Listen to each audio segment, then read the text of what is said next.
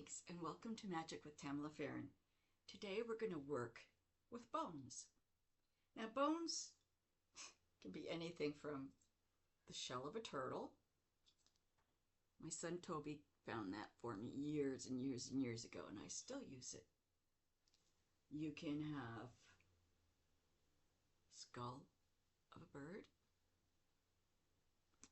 You can have smaller skulls. Trust me, if you go around in the woods all the time, you're going to find some things. Trust me. They're always around. And it's not that hard. Some are larger. Now, these ones here I use when I am doing shamanic work, when I am doing work with different totems, animals, and literally, like I said, they come in so many different ways. And I actually want a human skull to work with ancestral. That would be cool. That would be cool. But right now, I don't have it. Maybe somebody will come along and hand one to me. That would be nice. But the bones, you can tie them to like a mobile almost. And you can put them in front of your door, like outside. And it'll literally bring forth protection because of your ancestors. Bones connect with ancestors. And the wisdom and the guidance and everything that shows around. Now, I have a bag and I read the bones. I do. And it doesn't... Isn't that gorgeous? Look at that. I've always read the bones. Why? Because my meme did. And you can do simple things like wish bones and jaw bones and all sorts of things in here. And how I was taught to read them was you dump them out, and then what it tells you, what you feel, what you see. Like this here would be unbalanced.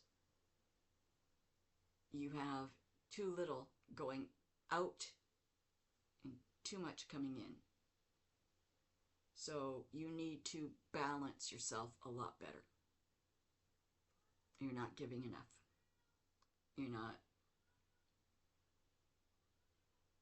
If it were a relationship, you need to start balancing yourself so that you're giving as much as you're getting. It's reciprocal. And there's all different kinds of bones. Some people put other things in their bones. But I tend to just prefer to have bones. That's pretty much it. I don't want a lot of crap. I do enjoy reading the bones, like I do enjoy reading my tarot. And it doesn't, like I said, it doesn't cost a lot. You can use turkey bones, chicken bones, goat bones. If you find a raccoon that has nothing but bones left, you can use it. If you find something that is, it all depends. Somebody might have a hobby farm near you and they eat a lot of rabbits, so you get rabbit bones. You might find a dead bird. You got bones. Even if you find a bird that's still got the feathers and everything, if you place it in the ground over the next year, you'll have the bones by then. Because a lot of people don't like taking everything off. But you'll have it. just gotta take it through. Everything that you've got, you're using, take stock of. Now, these are all things I've found. I've never bought any bones. That's why I'm kind of hoping somebody will give me a skull. Because buying one, one, it's too much money. Two, it's not the same as being given. Something comes to you. That's an awesome thing. So that, and I want an alligator skull. Oh, I love those. The things that girls dream of, eh? So it's, yeah, I'm weird. But having bones for magic is very simple. I haven't killed anything to get them. So you can't sit there and say, oh, you killed animals. No, I haven't. I found them along my journey. In the woods, along the road, by the water. You find all sorts of things. And even on farms, I find you walk around a farm, and because they've used animals and stuff like that, they have bones here, bones there. And, you know, somebody that goes hunting that you might know, ask them for some bones. Say, I could really use to collect for my readings a bunch of bones, please. And let them give to you whatever they've got. And then it's from you if you want to use them for this, or if you want to put them on mobile outside, or if you want to use them on your altar. It all depends what you want, what you need. I have a deer bone structure face, and with the 2 antlers, and I use that for my horned one, and it sits upon the wall. It was gifted to me.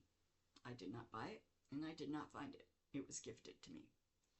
But little simple things that you can find, or that you can start collecting, is really easy. It's really simple. One of the things that I find more than anything else is jaws with teeth. I always find jaws with teeth. I don't know why, I don't know how, but it does. And when we have turkeys, I always save the wishbone.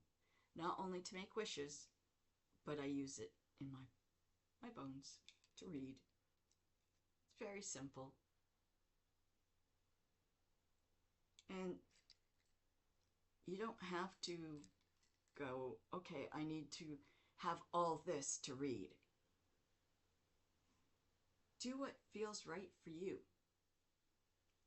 You can have 5 bones and a bell and a feather and a couple of other things that you've collected along the way.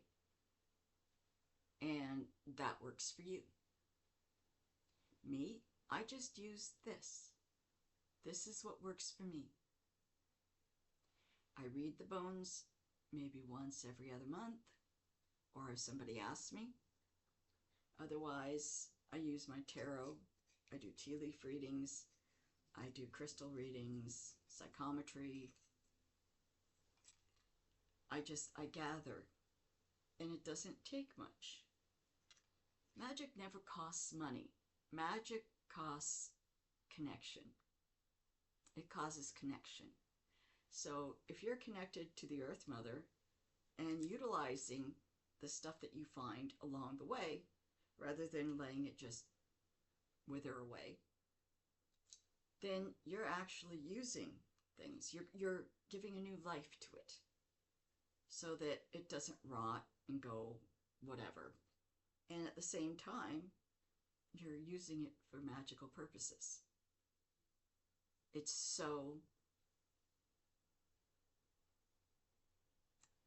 environmental and so respectful. That's a really good way of putting it. It's very respectful. And I don't think of it as harming animals. My grandmother didn't either. She grew up on a farm. She had a farm when she was married. My mom grew up on a farm.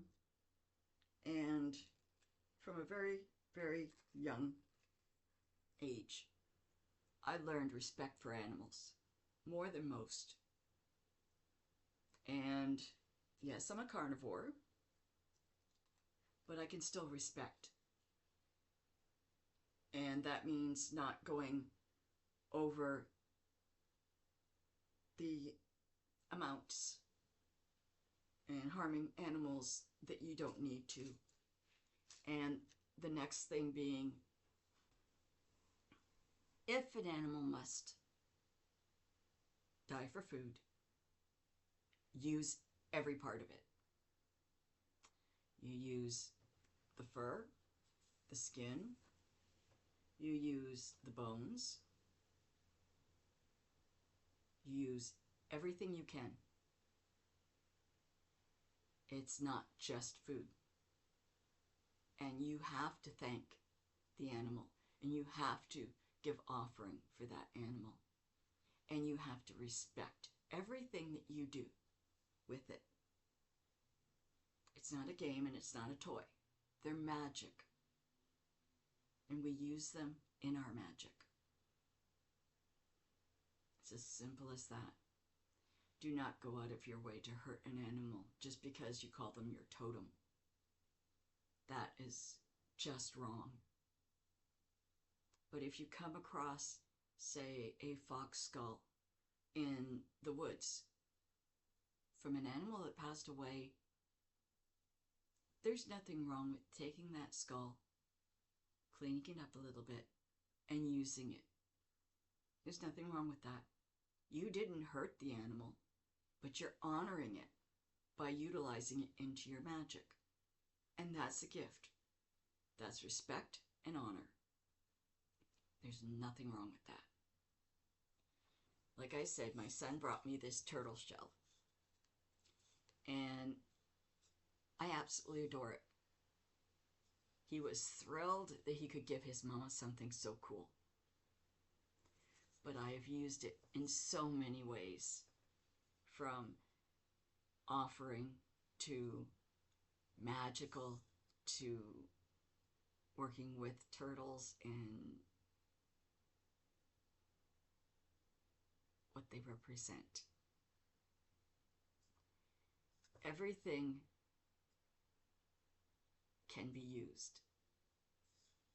Respect. This was a bird, and I believe it was raven or crow, that I used some of the feathers. We found it dead. I used some of the feathers, and the skull was already like this. There was nothing on it. It had been picked apart by other animals. And I just gathered a few things. I left the feathers out to dry and clean, and I cleaned that up a little bit more, and then I've used it in my magic. It represents so much to me. So every little thing that you use or find, or, I mean, if you don't want to do it, fine. But if you find something that you think somebody else you know might like, grab it, give it to them. Because I know I can't always get out to look for stuff. And it's nice if somebody comes up to me and goes, oh, by the way, I heard you were looking for this. Here you go. It really lifts my day. Simplest of things. And yeah, it's good. It's good for everybody involved. So, bones in magic, for me, is a connection to ancestral, to animals, to the woodlands, to your totems, to the spirit of the animal you are working with. And it's so wonderful because you literally have that connection.